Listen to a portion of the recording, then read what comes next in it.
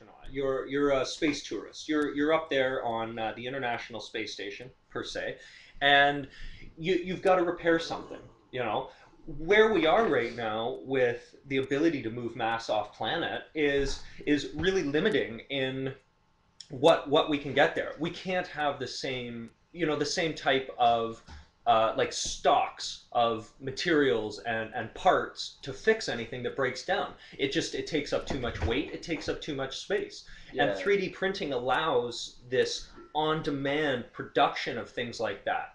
It's going to be an absolutely revolutionary game changer here, and we want to talk a little bit more about this. So, what's some of your thoughts on this, Scott? I know this is a big topic for Yeah. you as well. Well, I like it for sure. It's interesting, but what?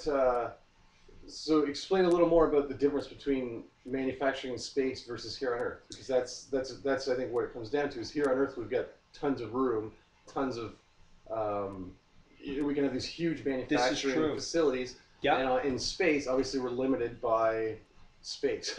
yeah. So Ironically enough. so instead of having a factory that just builds, like mass produces things, I mean, I guess it's a Hmm. difference between mass production and custom production, Yeah, right? but let's look at that idea of manufacturing and production for one. What we have essentially on Earth is a well-developed industrialization.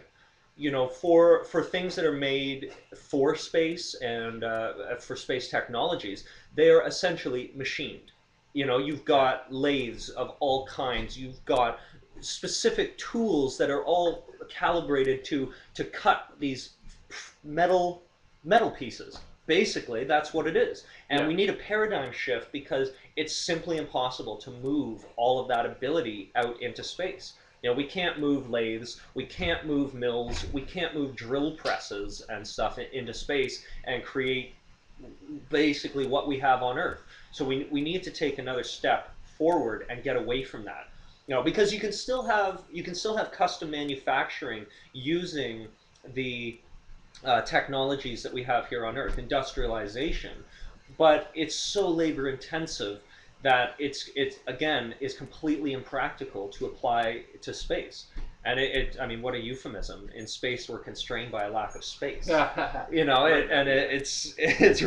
It's quite funny, and it's going to be another one of the major challenges we face going forward. Yeah, we're not. You're right.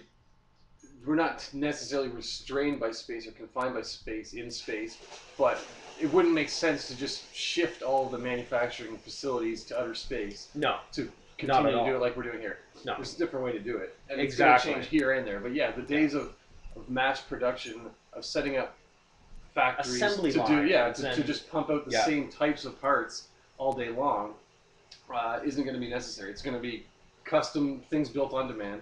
That's going to happen here on Earth too, Hmm. but it makes total sense for space. So, what type of stuff um, would they be printing in space?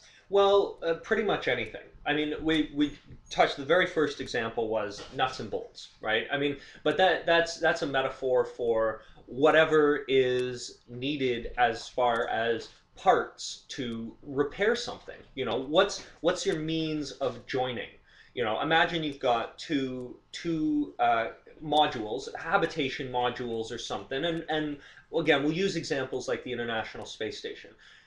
So in between these modules where the connections are, there's a multitude of pressure seals in order to keep the environment and the atmosphere contained within. You know, what happens if one of these breaks down? Now we've got to wait for it to be produced on Earth, put in a rocket, launched up to space, and we've got to do all kinds of construction, disassemble everything, and put it in together. If we had the capability to say, manufacture it right there on site, we've eliminated three-quarters of the issue and Yeah. the energy cost to get material from Earth's surface to Earth orbit. That's Yeah, another big thing too.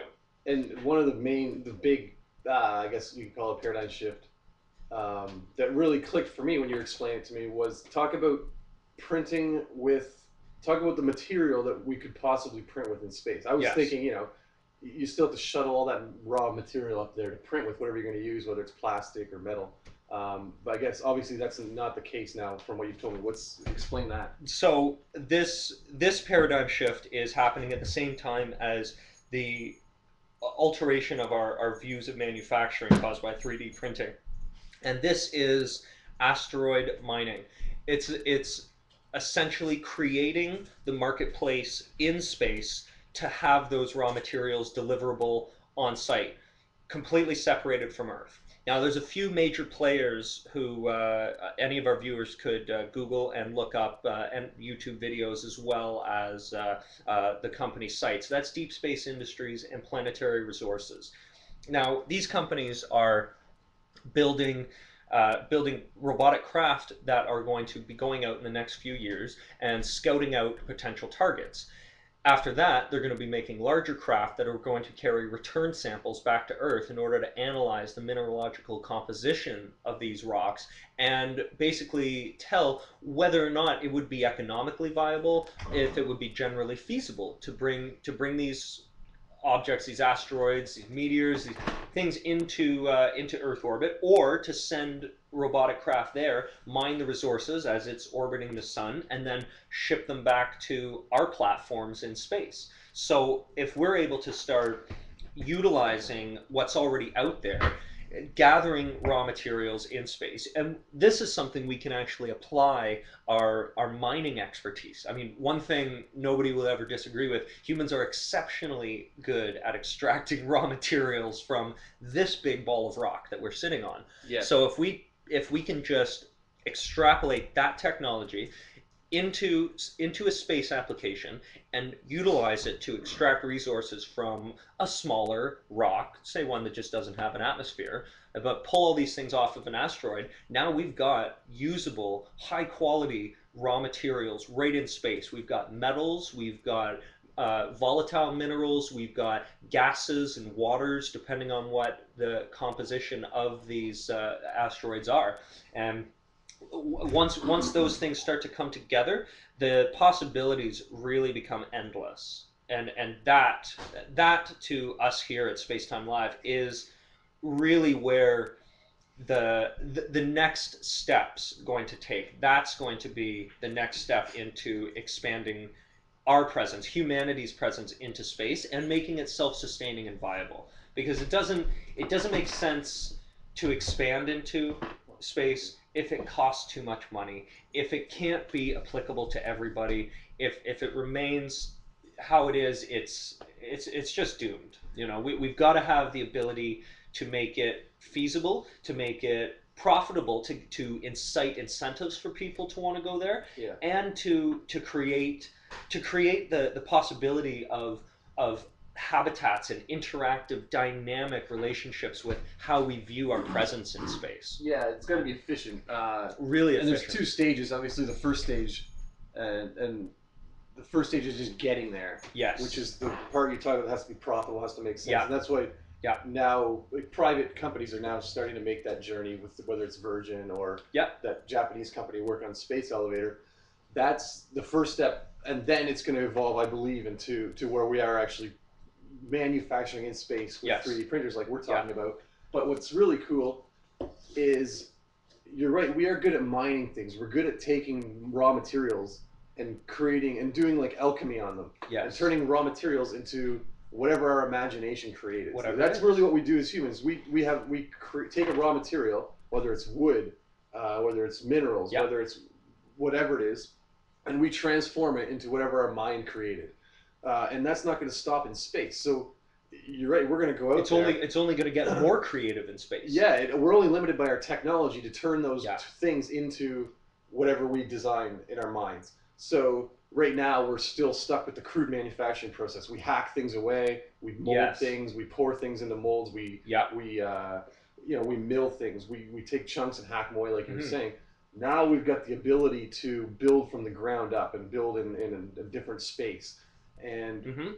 once the technology is there to do that in space, using whatever materials are out there, like once it's unlimited to what materials we can use, it's like it's crazy. My mind can't even Exactly. comprehend Yeah. what could come. It's literally too much that we haven't had enough experience with this type of technological limitless applications to even postulate on what the possibilities could be. So we're getting to a point And this is where the realism of what 3D printing technology is all about right now. We're getting to a point where, as you were saying, we can build from the ground up. So what that means in comparison, in order to make a prototype of, say, a complex piece, something for a machine, something just for an internal combustion engine. A complex piece has to be made from multiple pieces and then assembled in order to build that prototype. 3D printing allows you to build it all at once. And I was really struck Layer when by layer, too. yeah. Layer by layer. I was and that's the key that I mean even us here, the production team at Spacetime Live, we haven't fully grasped yet, which is why this is such an exciting topic of discussion. And one thing that you mentioned in discussion over episode 2 was the the ability now to use 3D printers to embed porosity into objects. So we don't have to have solid based objects. You can start to create things which are inherently lighter. So now you've just increased your efficiency in regards to moving these things and energy costs to get it, say, off planet into orbit.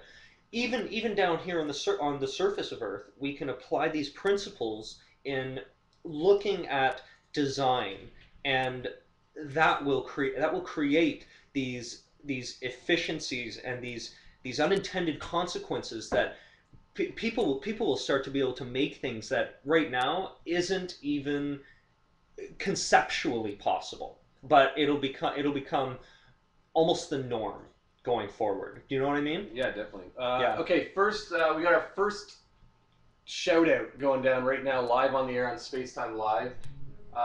There we go. This is big. This is big on Earth. That's right. Really big on Earth. We've had a hard time breaking into this market because of the moratorium on ICA transmissions. That's right. Shout out to our good friend Tyler Brown. Thank you, Tyler Brown. And lots of support coming from there. Tyler's got a question. Yeah. Do we have an abundance, talking about mining asteroids and meteors, things like that? Do we have an abundance of these things in orbit? Like, are they already in our Earth's orbit? Do we have to go find them? And how Excellent. feasible? What are the logistics of getting them into orbit? Excellent question. So a lot of these objects, we're gonna step back a little bit to discuss this. A lot of these objects, these asteroids, are known as NEOs, near Earth objects. So they're not necessarily in Earth orbit. They're in a solar orbit that it takes a similar path around the sun as the Earth.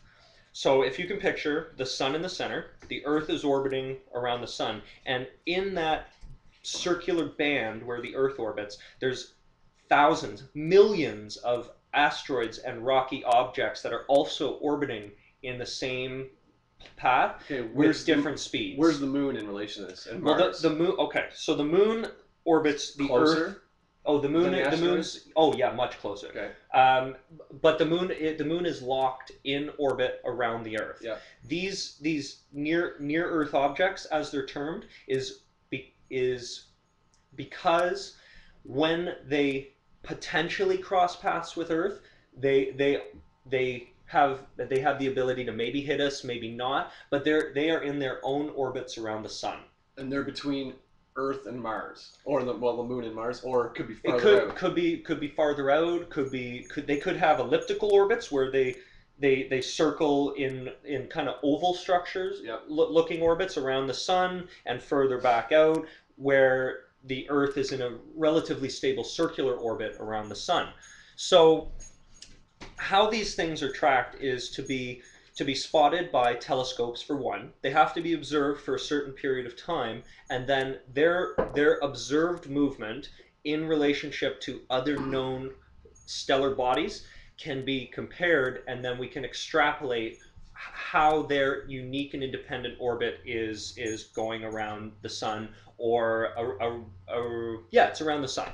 And from there, we can start to see potentials where our paths will be close to crossing, and those points where Earth is going to be close to these asteroids, these meteor objects, as they are orbiting the sun. Those are the opportunities that we have to launch missions, robotic spacecraft, in order to have a reconnaissance and to study these objects and eventually to target them for resource extraction. Okay. Now, whether that will be moving one of those objects into an orbit around the Earth, so similar to, like, we would basically be creating an artificial moon, right? We would Yeah. move something, maybe it's only 200 meters in diameter, but we would move that into orbit around the Earth, and then we would have very close access to it to begin mining and extracting resources. Another option is, once these objects have been identified, we launch missions to rendezvous and we extract the resources on them while they progress on their own orbits. And then we launch our own ships to collect the resources there and bring them back to Earth orbit to be used. What's the like most viewers know, there's a company called Planetary Resources, Yes. run by Peter Diamandis is one of the CEOs, I believe. Yep. Brilliant guy. Very exciting There's stuff. a TED presentation by Peter. It's called Abundance, I believe. Yes. Something like that. But it's about technology and how Yep. the growth of technology is changing the world for the better, and how in pretty much every metric you want to use, humans are better off today than they've ever been. And Yeah. that'll continue, whether you look at average income, lifespan, infant mortality rate, literacy, all those things. Everything, literal exposure access to violence, technology. Exactly. As Exposure well. to violence is lowest as ever been. So as a human, you're safer than you've ever been. Which is quite nice. That's right. So, and that's going to keep going. That's kind of what he's saying. So they're the first guys who actually said they're going to go mine an asteroid, like you were talking about. What's their timeline? What's their kind of 2015 is when they are planning to launch their first reconnaissance missions. So they've got I think it's Planetary Resources. Now, do viewers correct me if I have misspoke here. It could be what's the other one? It slipped my mind. But the craft that they're sending out is scheduled for 2015, and these are going to be flyby craft, which are designed to scout out and identify potential targets, which present very real and accessible targets due to the proximity to their paths around Earth and their size as well. So we can't even begin to start looking at taking very large objects and moving them. We don't have that type of capacity, but smaller objects we can access and start to study and target for future resource extraction. The second stage is slated for launch around 2016 to 2018. And this is the stage where larger craft will fully rendezvous with the identified meteors and asteroids from the first set of launches in 2015, and they will return to Earth with an approximate 50-kilo sample of material. And once that gets back here, we will begin to study, analyze it, look at the different alloys, minerals, and their compositions, and what we can do to extract usable and precious metals from them. After that, we begin launching the further missions to go and land the craft to actually start chewing up the material and getting ready to process it either there or move it back to Earth orbit to process closer to home, where we can get more leverage on our technologies because we've just got greater access. Yeah. So realistically, it's going to be probably 2025 by the time the first bit of raw materials extracted from asteroids hit the market. But in terms of, relative terms of space, of technological application, of human society and everything, what is it, 12, 13 years tops? So in a decade, we're going to have access to raw materials that we purposefully extracted from an asteroid. It's unbelievable. And in that time, it's only natural that the rest of the technology is going to continue to progress at an applicable rate. And now we can have 3D printers in orbit ready to accept this raw material and begin printing the equipment and the technology that we need in space, and that's going to begin cutting down costs huge. Yeah, 12 years is a lifetime these days. I mean, 12 years ago, there was no, Google was maybe just starting. There was no iPhones. Yeah. There was no smartphones 12 years ago. There was no social networking 12 years ago. Yes. Like MySpace wasn't around 12 years ago. It was just in its infancy. There was no Facebook. There was no Twitter. So 12 years, try and project 12 years into the future. It's insane. And it's going to be, I mean, that's going to fly by. And the world's going to be so different. I agree completely. But the one factor that makes space technological applications different is simply the time it takes to get from one destination to another.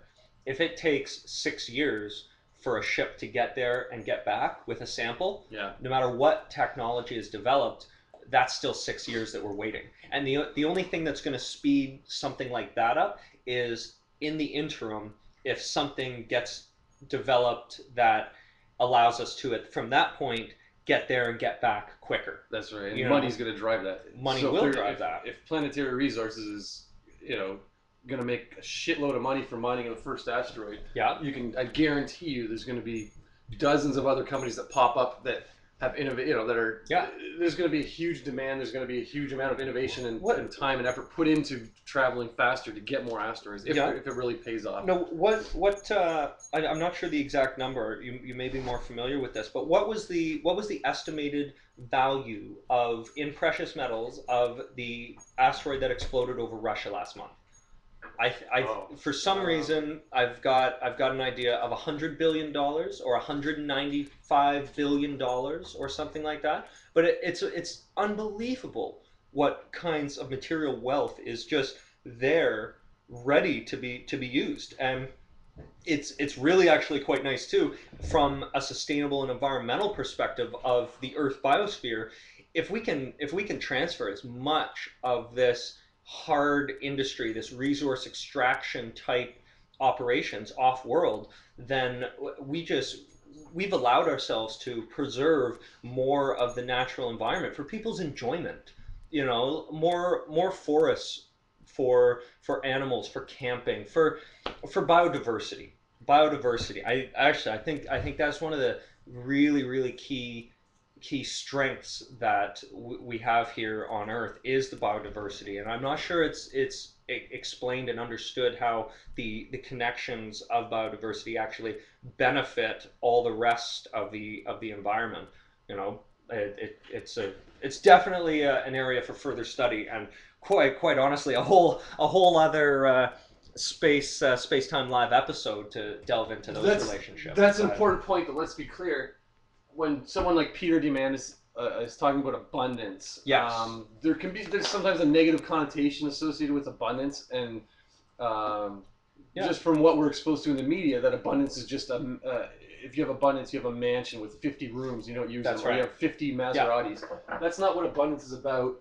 And these, the people that are pouring money into these things, are doing it in a philanthropic way. There we go. Doing it in a philanthropic way. So they're not doing it to accumulate more money. These are people that are motivated by progress and motivated by growth. Yes. And it's they recognize the benefits of abundant biodiversity. Abundance is about creating opportunity. It's abundance of opportunity. So if we have abundance and we aren't battling over water or land or beliefs, if we're instead putting all those resources to creating abundance for everybody, it raises the water for everybody. So it gives everybody an opportunity to have at least it just kind of over time gives everybody a better lifestyle, better quality of life, more access to things like information, food, water, clean air. Less stresses on an individual that then allows them to pursue their creative endeavors. Exactly. Yeah, so their with passion, abundance, that's what really drives development and opportunities, is creative people pursuing their passions. That's right, and that's the new billion people that Diamandis talks about. Yeah, we got billions of people who are coming online for the first time ever, and having whether it's in Asia, India, and for the first time ever, they have, with this new abundance coming, they have the ability to contribute and to get in the global conversation for the first time ever. And these are new minds that we've never heard from. and this is what's going to kind of raise the boat. Once you get this kind of collective mind happening on Earth, where people are, and you see it with Twitter, you see it with projects that can now be done without government inputs. In the past, right, a government would have to be the ones who took on these major mobilize projects. the resources and accept the risks with developing that. Now we can do that as individuals, as groups of individuals. Kickstarter programs. Exactly. Singularity Just University. And X prizes as well. So now the people can vote with their. Again, it's a cheesy cliche where you vote with your money, but people can. They can choose to fund projects that they really believe in, and it gives us the opportunity as a group to create our own future and have it less reliant on governments and states and large prescriptive corporations, entities. Exactly. So that's the hive mind mentality comes into play once you get these billions of people who had previously been just living to get by, trying to survive. Once they have a little bit of abundance in their lives and they have time to get online, they begin to thrive. Start reading new things, start educating themselves. Exactly. Start thinking and then putting out that creativity and contributing to the global conversation. I think we're going to hit a point where the acceleration of technology, of our getting into space, just goes through the roof. And this goes right back to the singularity event. Ray Kurzweil's concept of the singularity event. Once this critical mass of information and contribution starts to really snowball, then it's unpredictable what will come about of it, and it's extremely exciting. So there's relationships to that and open source technology and this 3D printing concept again, that if you look at it from that perspective, that collective perspective, same way as you were talking about governments being the ones needed to go into space exploration because they had the resources, they had the abilities to manage these projects over long term. The same is true now, that the collective efforts of people just tinkering little bits here, little bits there, can produce something that is of equal or quite honestly greater value than all of the efforts of large organizations that are concerting all of this concentrated effort towards one thing, but instead of having it in one concentrated pillar, it's spread out. Firefox open source software is such a prominent example that everybody can relate to. And with 3D printing, once it really takes off like that, imagine you've got a standard engine design, and now you've got 1.5 million people with experience in this who are all tinkering on one aspect of another. Before long, you don't have the same engine. You have a completely different engine with changes and adaptations and efficiencies which weren't even conceived of to begin with, but people have just built on what others have done and continue to push it forward. And that's really going to be, that's going to be the changer, the game changer of that too. Yeah, it hits on the kind of the philosophy, the idea that sometimes we have a tendency to see ourselves outside of nature. Yes. And we'll say all this technology or stuff isn't natural, and we need to get back to nature or whatever. But obviously we are nature, and the way you're talking, where the technology kind of evolves with the mind. As the collective mind evolves with it and creates these new technologies, and it doesn't necessarily end up where we set out to make it go. The guy who conceived the internet had no idea what it was going to evolve into. No. That's a great example. So and also the way the internet kind of works, it mimics nature. It mimics mycelial growth. It mimics many things. Because nature is redundant. Nature reuses the same patterns, the same designs, the same. Efficient. Yeah, exactly. It's whatever's most efficient. And yeah. So I see that in the technology growth. To a point, though, it's minimally efficient, right? Because nature doesn't strive to maximize efficiency; it just strives to hit survive the one point that gives it the efficient edge over whatever else is forcing its adaptation. Whatever stimulus or environmental factors are forcing that, it just needs to incrementally be more efficient and more productive than that. That's right. Its goal isn't to be the best; it's to survive. Which is interesting because with that type of evolutionary thinking on technology, applying the small scale changes of large groups of people, we can actually end up designing things in a similar fashion to nature, but with an end goal being so much more specific in its efficiency and applications that it's something that we haven't even we haven't gotten to that point yet. It's going to be so exciting when we really do. For the first time, we are steering our own evolution. Yes. Or we're actually controlling. Like until now, until we became thinking, philosophizing beings, we're going along with the flow. Yeah. Now we're forming our own evolution. We're starting to get our hands in there. Well, we feel we are, obviously, because we're egotistical humans. Maybe we're not controlling it. Who knows? Maybe like the flow of us and technology is just is inevitable. Just a mutual but to river us, carrying at least, us all down. Yeah, exactly. Yeah. Like it's the flow of matter. But to us, it seems like we are starting to control it with whatever it is you're talking. Whether we're talking about 3D printing in space. But that technologies that are going to expand our perceptions, like our and augmented reality, things like that. Yeah. That's kind of us manipulating our evolution in a way. It is true, but that has been the goal and the driving force of technology from the beginning. Is to start first adjusting and manipulating what's immediately around us. So the environment, for one, being able to cook food, fire. We're going way back now, but the advent of fire allows you to cook food, allows you to now change that factor. You can cook things which will then last for longer. So you have altered the environmental constraint of how long food will last, and therefore how much energy you have to continually put into getting it.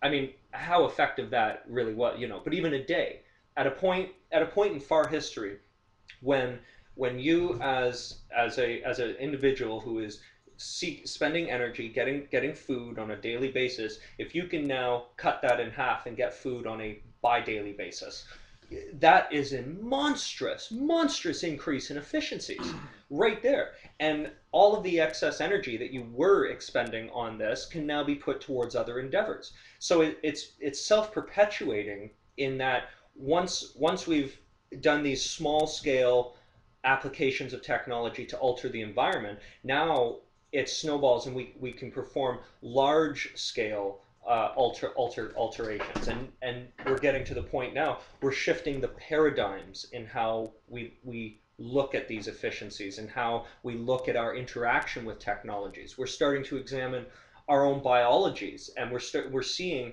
the limitations in ourselves, and in really not a lot of time we're going to have to be applying very real mechanical, computational, information technologies to our biology. Yeah. And I mean, this again, a whole other episode of discussion for Spacetime Live, but this is the way it goes. We're able to find these connections between all these concepts and ideas, and it's very exciting, the time we live in right now. Very exciting. And that scares a lot of people, especially, well, I won't categorize people, it scares a lot of people to think of putting technology into our bodies, but we've been doing it for a long time. Glasses, eyeglasses are a technology applied directly to our body to change our perception of the real world. People aren't scared of that. We now have laser eye surgery. It's commonplace. We laser some people's eyes to perceive the outside world in a better way or a more efficient way. Yeah. That's been around for a long time. I mean, it comes in things like this when we talk about them, because we're talking about the future, and it seems like it's going to come on so fast, and it's such a radical change and shift. But these things they get implemented slowly over time, and you get so used to them. I mean, at first the new technology sucks and it's clunky and it's useless, it seems, and then by the time it's refined, it's second nature. That's kind of how search engines evolve. That's how all technology kind of gets implemented, where the first hip replacements look archaic now. If you compare the first hip replacement technology to what we use now, but we're already creating bionic bodies. We're already implementing technology. Yeah. I mean, people have. Prosthetics. Dick Cheney has a heart that's made of mechanical. Yeah. It's a mechanical heart. Yeah, it's very cool. Stints, getting stents in veins and arteries to hold them open. The invasiveness of surgery is now being exponentially decreased.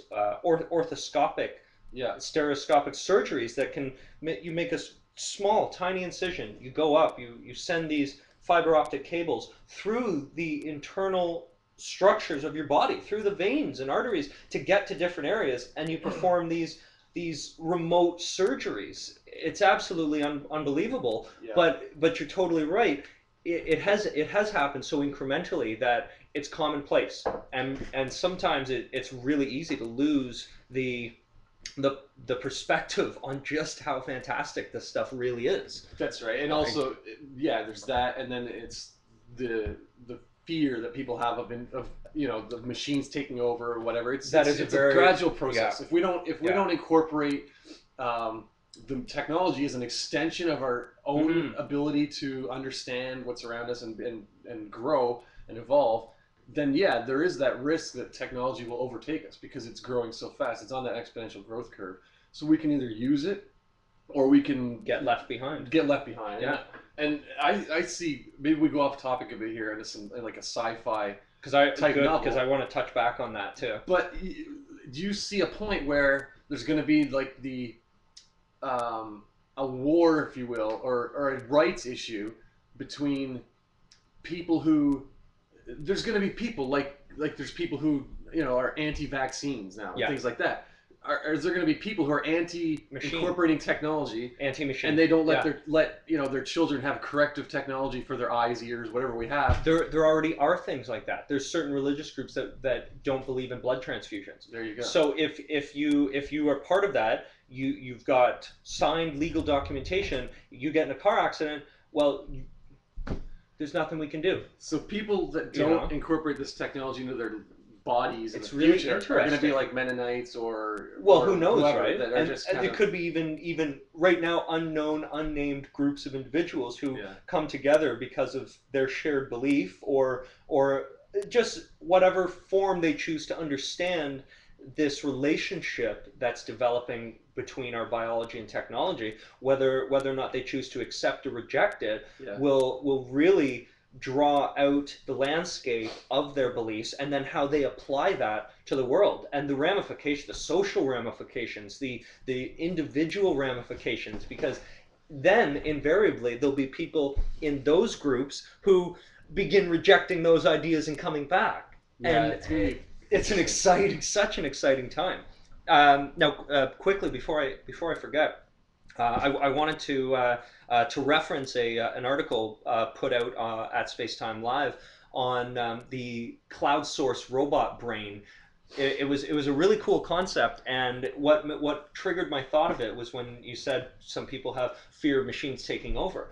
This idea is about creating a collective brain for robots. So they share the same experiences, they share the same access to information in order to navigate their way through the world as we go around, and it's put forth as a concept, specifically mentioning that because it'll allow a little bit more general acceptance and understanding of how the development of these robots and their feelings, really their feelings. If we start getting to the point where computational informational technology is so great that these robots can even just mimicking emotional responses, the way that humans interact with them and the way that they interact with humans is going to change on such a fundamental level, and alleviating a lot of people's concerns and a lot of potential missteps by having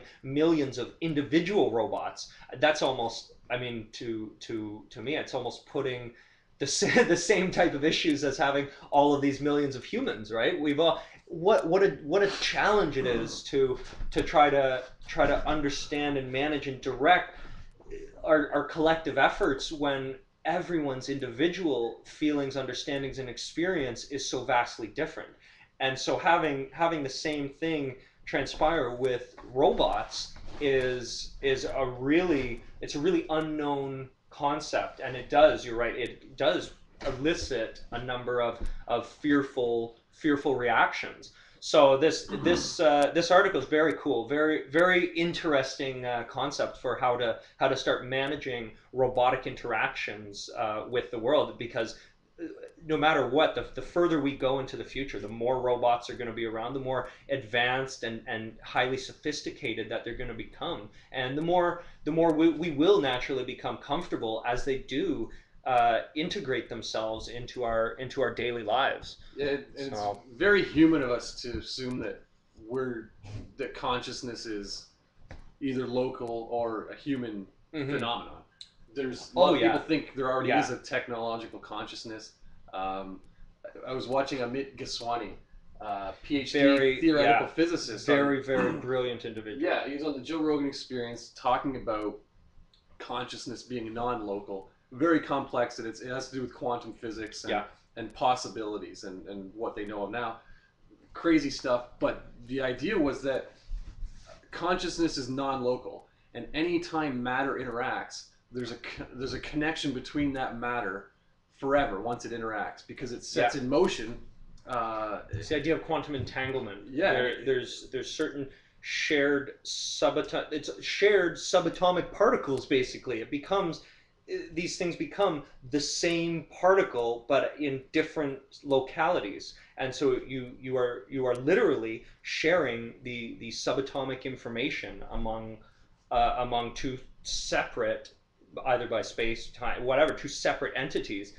It's mind blowing and boggling, really, and we'll definitely have to take some more time to further this understanding at our Spacetime Live production team, because it's a seriously important concept, and one that holds ramifications the likes of which few of us can really contemplate. So, well, I mean, the idea of computers having, or technology having consciousness, isn't that far-fetched. No. And considering now that we can interact with machines using our brain patterns, it's not even far-fetched. It's becoming almost commonplace that this type of thing is possible. And they understand our language. I mean, we communicate with computers in a way, we call it computer language, code, whatever, but we're starting to be able to communicate with computers more efficiently. And sharing concepts. Exactly. And teaching them how to learn, right? So how to learn the same way we do. So let's say at some point, who knows when, I mean, it's impossible to pinpoint when human consciousness became a global thing. When did we finally become that conscious thinking, understanding of the past and future human being? Once that happens with technology, which I think is inevitable, might have already happened, what happens when they see what we do with old computers? Really. We just, like, there's junk piles literally miles high, not miles high. There's literally it is massive. You do not see pictures of these things on the nightly news, but whenever we get rid of old technology, it ends up literally in a mountain somewhere, a pile somewhere, where it's picked over for small bits of precious metals or different component parts that can be reused. And it's going to be a serious challenge. First of all, what we do with all these things to take care of the mess that we're leaving, and that all this technology is generating as it continually expands and becomes more advanced, and we leave behind the older stuff. But what a great perspective question that you raise here. What are they going to think if it comes a point where machine intelligence reaches the same comprehensive level as a human intelligence? What are they going to think of how we treat the computers of the past? The hardware. It kind of goes then. What we're doing with hardware is it's getting smaller and faster. And we're incorporating it from closer. Like, first it was in a building, a room. Now it's in our in the home. Then it's on your lap. Pockets. Now it's in your pocket. It's going to be in front of your eyes soon. And then Google Glass. Eventually, it's going to be incorporated right into our biology. At that point, technology is less about hardware. And it's more about software. Then it's about the interaction and the connection between it. It's about that biological, technological connection then. So we're almost merging the consciousness with our own. Oh yeah. Wow, this is crazy. Yeah. All right. This is Space-Time Live. There's our next sci-fi. That's yeah. You know what? We've this has been a great episode. We're nearing on 50-minute broadcast transmission now. Let's keep going. What else do you want to talk about? Well, I don't know right now actually. Let's take a quick break. I gotta go hit the can, take a little pee. All right, we've got a biological break coming here. I might as well we'll take Athena, the space dog, outside. She can go to the washroom and get some background music going until we return. Thank you very much. This is Space-Time Live.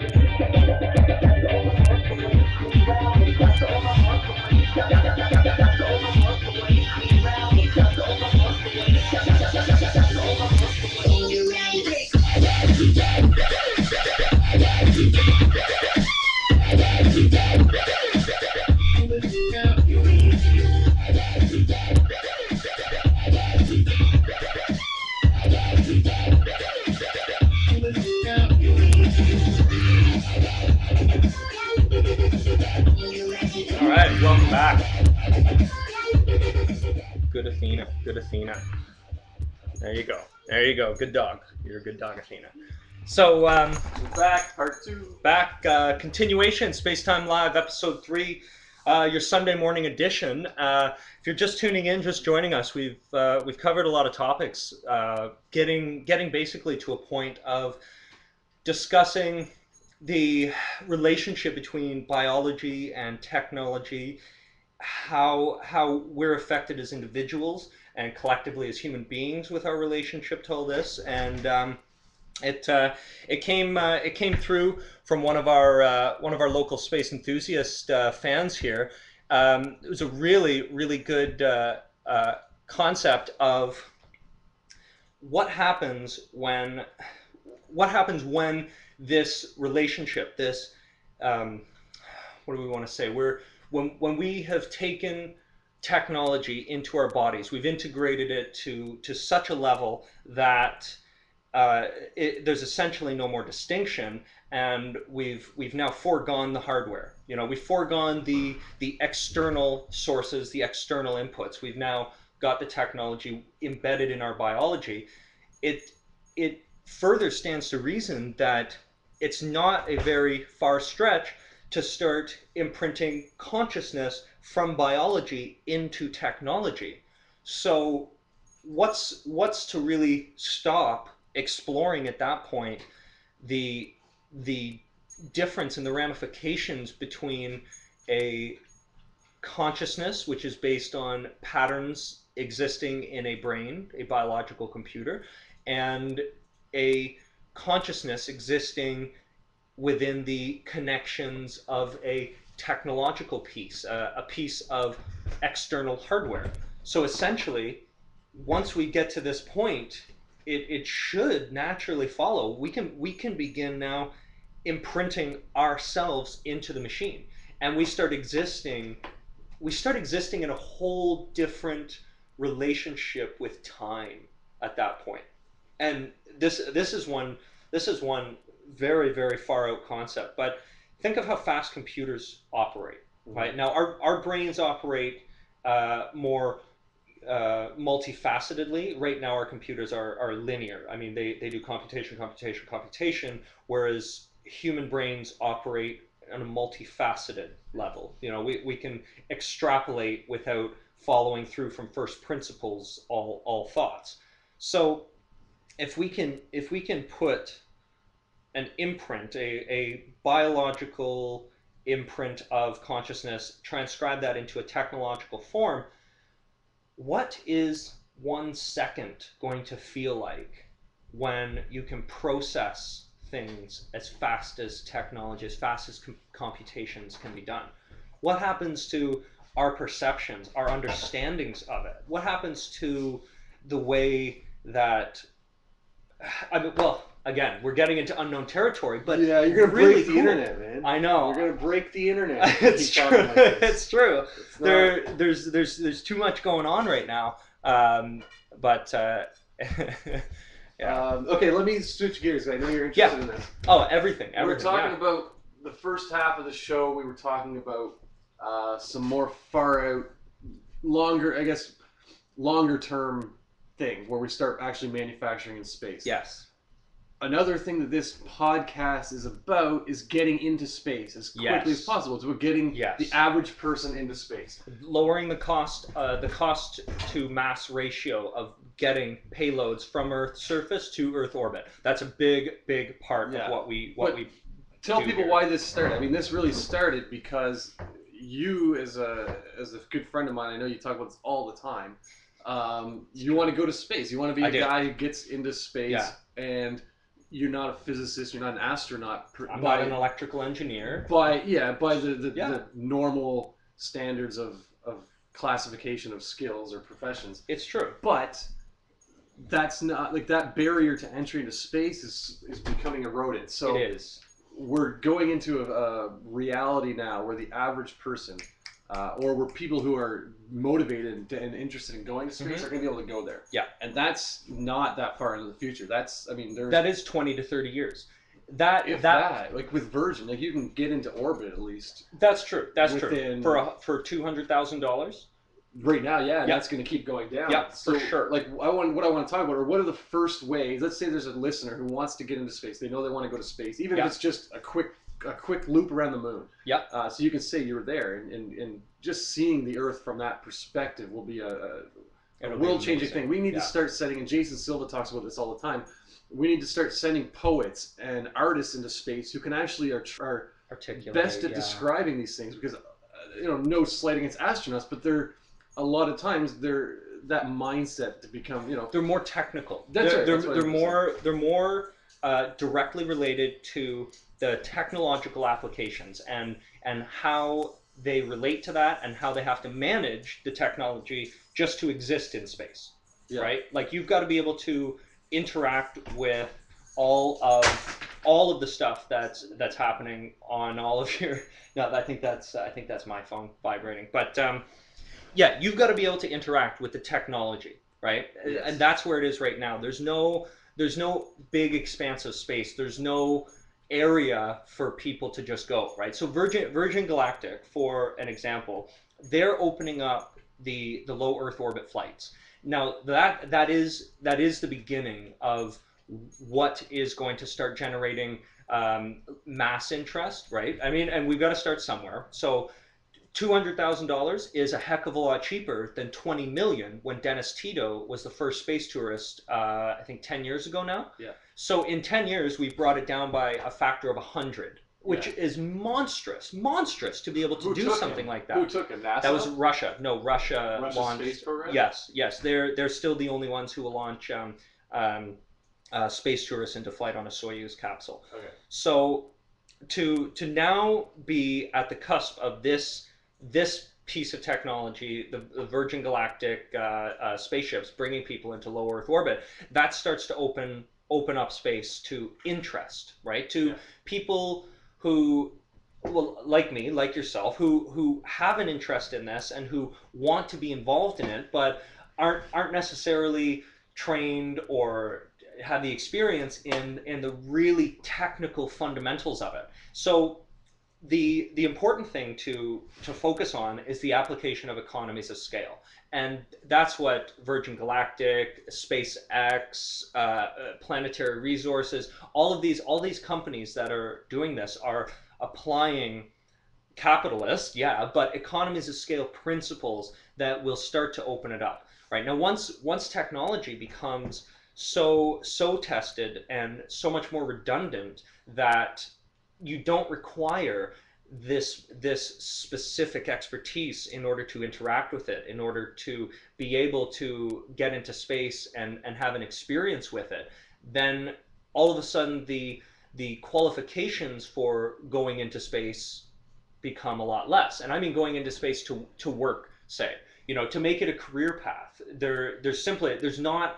a big enough market for the amount of people that have an interest in this right now. But the more technology gets refined, developed, and becomes redundantly applicable, then the more spots open up in space, and just in space applications for things like even philosophy, even law, right? What are the laws that are going to happen? Because soon there's going to be accidents in space. There's going to be things that happen where it's going to go to court. There's going to be property claims. There's going to be intellectual property rights. There's going to be all kinds of these things which are going to require massive discussions and investment of intellectual capital to begin solving and addressing. Yeah, you don't need to solve those from space, though. No, you don't. But it's all required, right? You're unless right. Unless you do solve these things, you're going to hit roadblocks and snares that prevent the full application of economies of scale and prevent these spots and these industries from really opening up and evolving. So, well, yeah, they're going to evolve alongside it. But so what I want to talk more about, though, is before even going to work, living in space and working. Like right now, there's 0 humans who work in space. Yes. But in the next, there's going to be lots of companies where you can work in an environment where you have access to space. Yeah. So if a Virgin flight right now is $200,000. In 5 years, it might be $10,000. It might be 7 digits, and that's more realistic for people. And there's going to be careers where you can be the pilots. That's right, the pilots, the flight attendants, the salespeople, the marketing people for these companies. There's going to be a huge industry about getting people, the first people into space. Once that happens, I think you're going to see a shift, like when we first went and when we went to the moon, and when we first got that first view of the Earth from outer space. And Neil deGrasse Tyson talks a lot about this. The inspiration that that's came right. from disconnecting it, right? Because you're not that new vision. Yeah, you're not seeing the Earth from your eyes on the surface. You're stepping back. You're seeing it as the ball, the marble it is in the black emptiness and expansive of space. That's right. Like Carl Sagan calls this the pale blue dot. That's it gives you a perspective of our space in the cosmos. Yeah. And it's the same thing is going to happen. Not just for one picture. Once we have the capacity to take people into space that don't have to be technically inclined, that don't have to kind of carry their own weight while they're there. Yeah. Once we have that capacity to send visionaries into space, to send artists like we talked about, that perspective is going to grow even more, because then they're going to come back and that's going to add to the cultural conversation as well. their inspiration will then be carried through in their art and their creativity, which will inspire further more people, and it'll help snowball. It'll snowball everything. It'll cultivate people's desire for the unknown, for experience, and not just curiosity for the sake of itself, curiosity for profit, curiosity for adventure. You know, all of it. It's all motivations for human beings, and it's really really important. I'm glad you brought that up, because that is it's easy to connect these ideas and to continue with discussions. It's easy to discuss far off concepts and sci-fi type concepts and where things are going, but it is really nice, and it's important here at Spacetime Live to bring it back to where we are, to really analyze and understand where we are, and the steps that we need to do tomorrow, and next week to keep this going, and really use our push into space to further everything for all of us. It's going to benefit all of humanity. It's going to benefit the planet in general, and it's going to create so much opportunity it's not even fathomable right now. But it's really very cool, and it's nice to focus on the efforts of all of these people who are they're pouring in themselves to it. They're pouring in their money, their time, their efforts, their energy, their thoughts, all of it into getting us there, into their projects, their robotic missions, their design features, their space vehicles, SpaceX, the Dragon capsule. Yeah. I mean, there was some glitches that happened on the last launch, but they push through it. They identify the problem, you remain calm, and it shows how great it is that we've got these private enterprises that are doing this now. But it highlights too some of the very real technical challenges that we're still dealing with in getting us there. And that's a lot of the fun too, because it's solving these problems, it's dealing with the puzzles, figuring out exactly how to make these technologies redundant, and to make that area, that marketplace, safe and open for everybody. So that's right. And that's what humans have always done. We've always pushed the boundaries, and we've always taken these risks, and it's always been initially a lot of it's profit based. I mean, the first people who went out by sea trying to find new lands, they weren't doing it for spices and gold. That's right. They're doing it because there's an incentive. There's a huge incentive to do it, yeah. and that drives innovation. It drives technology. But there is something. You get people jumping on those ships that weren't standing to profit as much as the people funding the mission or whatever. Yeah. And there's a sense of adventure people want to be a part of. There's a sense of being first. There's something in us that make us continue to push the boundaries.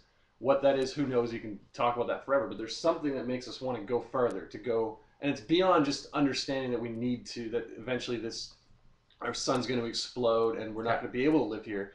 There's a desire to get out there and explore and learn more and understand our place in the universe and the multiverse, beyond just profit seeking. And it's fascinating, because I don't think it's going to stop. And like the first thousands of people that go up there are taking a huge risk. There's going to be explosions. There's going to be deaths. There's going to be carnage. It's going to be risky, because we're bringing what we have on Earth up into space, up into the solar system, and part of that, for better or worse, is bringing everything that is us. And it's as great as it is to talk about the inspirational things, the motivational and the really positive, there are going to be aspects of challenges. There's going to be interpersonal things. There's going to be psychological hurdles for humans to overcome just to be present in space. There's going to be national conflicts. There's going to be accidents that happen that were unforeseen, it's going to be wild, but we've got the ability and the capability to overcome them, to meet them, to deal with them, and to overcome them. I firmly believe. So. Well, yeah, we've got the ability to. We have instruments that can measure risks and challenges way more than we had when we first set sail on the oceans. That we, for the first time we're entering a sea that's completely different as well. That's true. So, but at least we kind of have an idea of now. Anyway, I mean, the first few times we didn't really know, but at this point, we're in the kind of the golden age where we can do it. It's as if we could. The first guys had already gone out and set sail and crossed the Atlantic or the Pacific. Yeah. Now we're coming behind and trying to figure out a better way to do it. So the pioneers have already gone, and God bless those astronauts who risked their lives. Everybody to do this for us. Yeah. It's amazing. All the people on the ground who are working a calculation to be able to send that rocket on an accurate trajectory. Yeah. Like all of it. It takes so much collective effort, and it's gotten us to this point where it's realistic in the next few years. If your goal and your mission is to be one of the first people, the first civilians into orbit, it's possible. I mean, you can be the first 1,000 if you really want to hustle. The only thing holding you back, there's a couple things that could hold someone back. Resources, specifically money. So if you really want to do it, we live in a world where, especially if you live in North America, where you are rewarded for what you contribute. Yeah. So you can. You've got the freedom to go out, and if it's your number one desire, and the only way you think you can get there is by accumulating enough wealth to get there, you can do that no problem in 5 years or less. There's examples all day long of people who have done that. Yeah. The other option is you can get into the industry now. There's actually an industry where you can get into it as a civilian and get access to be one of the first into space. Like civilians couldn't go to NASA and say, I want to work for you. You still... I mean, it's still not that open for some organizations like that. Not NASA, but if you look, I mean, companies. You go online and you look at the career sections for some of these companies that we talk about here, and they're looking for a lot of people. Exactly. They're really looking for a lot, and it's just going to get bigger. I was just on Virgin's site. They have agents, space agents, where they're like travel agents. Yeah. You're going to book your flights through a person, and that doesn't have to be PhD in astrophysicists to do that. It can be it's going to be a people person. Exactly. Yeah, so who's passionate about what these are they're real doing. businesses, and that's part of the getting the monopoly of space travel away from the government, which is NASA, funded by the government. Getting that away. It's a lot of people don't like it, and it's obviously best to have that aspect. We see there's a role. There's a role for them. There's a role for it for sure. But expanding the marketplace access is of paramount importance. I think it's going to be driven by people and what the people want, and the role of the government isn't that. Historically, we know the only time they really put any effort and money and time into space is for purposes of war, competing with other countries. Yeah. It's not about advancing and just getting out there for the sake of exploration like the average person is doing. Yeah. So that's where it's going to change. And once we start traveling there because we want to, and because individuals are interested in it, and not being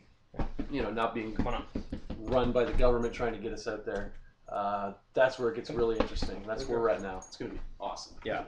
So on that note, I mean, wonderful discussion tonight. We've got a few earthbound concerns to take care of on this Sunday, namely some outdated construction things going around our own habitat modules. So we'll have to deal with those. But thank you, Scott. Thank you once again for joining us in Spacetime Live Studios. Fellow conversationalists, inspiration, and just general space enthusiasts. The topics, the conversation, the discussions are always relevant, always poignant, and always appreciated. And from all of us here at the production team on Spacetime Live, we'd like to say the same thank you to all viewers and all space enthusiasts and followers of creative, innovative, and important game-changing ideas. So keep it going, keep having these talks, keep promoting ideas and entertaining, positive, productive chats all around. Spacetime Live Twitter, Spacetime Live on YouTube. Send in questions to spacetimelive@gmail to be added to the Evite list as well. And thank you once again to everyone for tuning in. This is Spacetime Live, and I am your host, Reed Mackay, the face of space.